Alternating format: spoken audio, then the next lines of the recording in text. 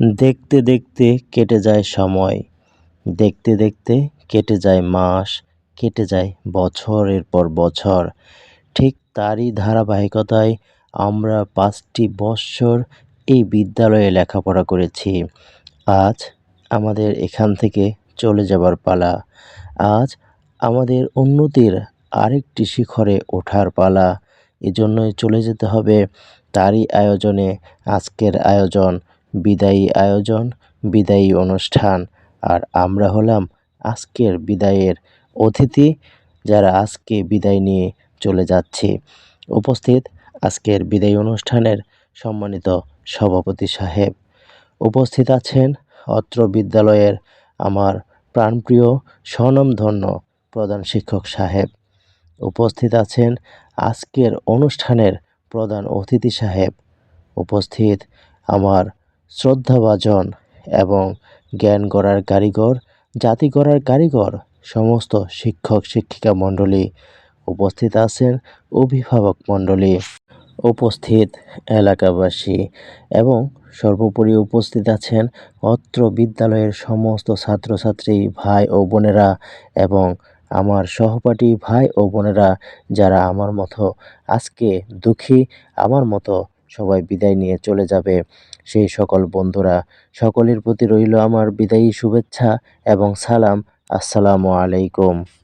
সব সময় ভালোই কাটতো, সব সময় ভালোই কেটে যায়, কিন্তু যখন এই বিদায়ের পালা আসে তখনই অনেক কষ্ট লাগে।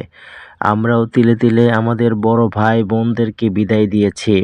আমরা তখন এটা ভাবিনি একদিন আমাদেরকেও বিদায় নিতে হবে, কিন্তু যখন আজ আমরা বিদায়ের কাঠগড়ায় দাঁড়িয়ে এসেছি, ঠিক তখনই ভাবতেছি বড় ভাইরা কেন এত কান্নাকাটি করেছিল, বড় আপুরা কেন এত কান্নাকাটি করেছিল। একটা জায়গায় যখন অনেক দিন থাকা হয়, অনেক মাস থাকা হয়, অনেক বছর থাকা হয়, তখন ওই জায়গার প্রতি, ওই স্থানের প্রতি, সব কিছুর প্রতি এমন বন্ধন তৈরি হয়, এমন ভালোবাসা তৈরি হয়, যা ছিন্ন করা আসলেই অনেক কষ্টের, অনেক দুঃখের। এজন্যই আজকে আমাদের অনেক কান্না আসতেছে, আমরা অনেক আবেগ আপ্লুত হয়ে পড়েছি। আমরা আজকে বুঝতেছি বড় ভাই বড় বোনেরা কিভাবে কত কষ্ট করে বিদায় নিয়েছে, কেন তারা কেঁদেছিল। আজকে আমরা ঠিকই তার মর্ম বুঝতেছি। কেন যে এমন হয় বুঝতেই পারি না। যদি এরকমই হবার হয় তাহলে কেন এত ভালোবাসলাম, কেন এই বন্ধন, কেন এই সুসম্পর্ক। আমরা শিক্ষকদের ভুলতে পারি না, পরিবেশ ভুলতে পারি না এবং তোমাদেরকেও ভুলতে পারি না। চির এই চেনা পরিবেশ ছেড়ে চলে যেতে হবে অচেনা এক পরিবেশে। তারপরেও চলে তো যেতেই হবে, কিছু তো আর করার নেই। আমরাও আমাদের বড় ভাই বোনদেরকে বিদায় দিয়েছি। আজকে আমরা বিদায়ের দ্বারপ্রান্তে, আমরা আজকে বিদায়ের যাত্রী। তাই তোমাদেরকে বলবো, তোমরা আমাদেরকে কান্না না করে অতি সহজে আমাদেরকে বিদায় দিয়ে দাও, যাতে আমরা আমাদের কাঙ্ক্ষিত লক্ষ্যে পৌঁছাতে পারি। আমরা আমাদের ভালো একটা ফলাফল বয়ে নিয়ে এসে নিজেদেরকে অনেক উচ্চ আসনে অধিষ্ঠিত করতে পারি। মা বাবা আমাদেরকে নিয়ে অনেক স্বপ্ন দেখেন, তারা নিঃস্বার্থভাবে আমাদের পিছনে টাকা পয়সা শ্রম খরচ করেন। আমরা যদি ভালো একটা ফলাফল উপহার দিতে পারি, আমরা যদি মানুষের মতো মানুষ হতে পারি, আমরা যদি লেখাপড়া শেষ করে দেশ ও দশের দায়িত্ব নিতে পারি, তাহলেই আমরা, আমাদের মা বাবারা সফল, তাদের টাকা পয়সা ব্যয় করা সফল। আমরা মা বাবার স্বপ্ন পূরণ করতে চাই।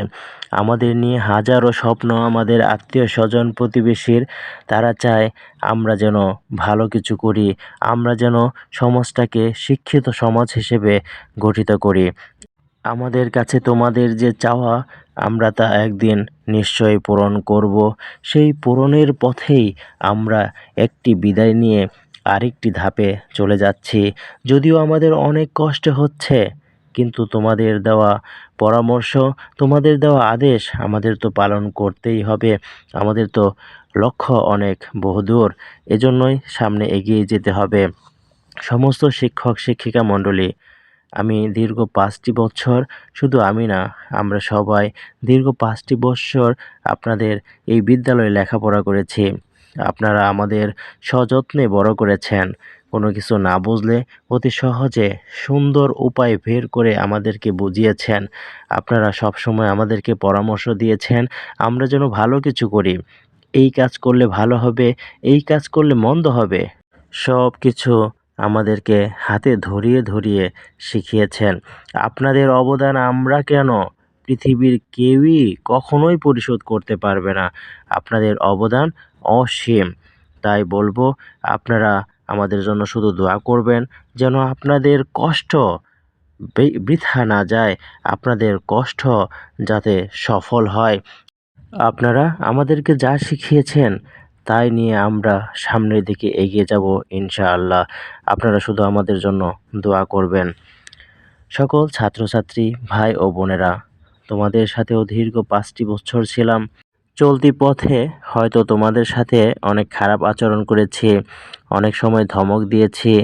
আসলে আমরা তোমাদের সবসময় ভালো চাই, ভালো চাইতাম এবং ভালো চাইবো। এজন্য যখন দেখেছি তোমরা হয়তোবা ভুল পথে যাচ্ছ, তখন আমরা সংশোধন করার চেষ্টা করেছি। যখন কথা শোনোনি, তখন হয়তো ধমক দিয়েছি, খারাপ ব্যবহার করেছি। আসলে এগুলো আমাদের ভালোবাসা ছিল তোমাদের প্রতি।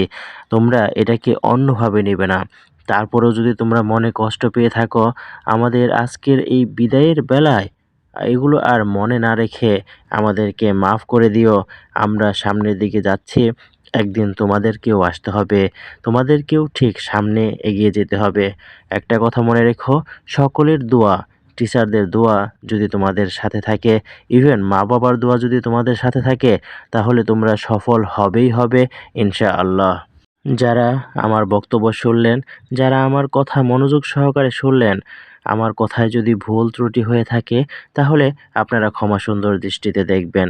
সর্বোপরি সবশেষে একটাই চাওয়া, একটাই কথা, আমাদের আচরণে আপনারা যদি ব্যথিত হয়ে থাকেন, তাহলে ক্ষমা করবেন এবং আমাদের নতুন জীবনের জন্য দোয়া করবেন, যাতে আমরা সফল হতে পারি। ভালো থাকবেন সবাই।